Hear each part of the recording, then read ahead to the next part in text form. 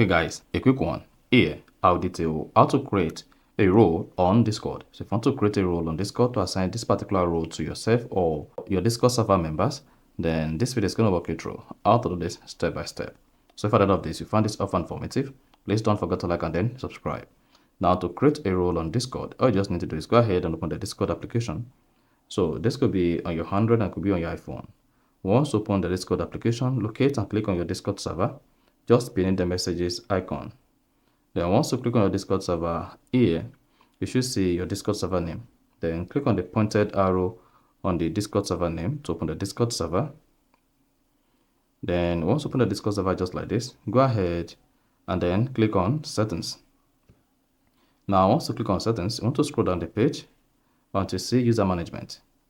Go ahead and click on roles. Now once you click on roles, you see organize your members. So you can now go ahead and create a role by clicking on create role.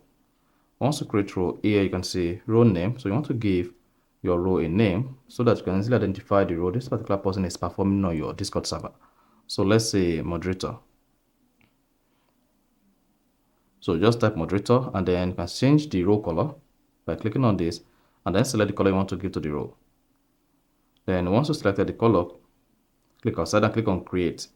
Then after that, you're going to see a that says set up the role permission. Here, since it's a moderator, you just want to switch to moderator. So go ahead and click on moderator.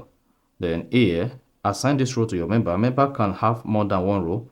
You can add up to 30 at a time. So if you have multiple members here, go ahead and select the member you want to add the role to. Then go ahead and click on finish. Then under server role, you can now see we have roles, which is 1. Then you can see the role you assigned. If you click on it, then you're going to see the role information.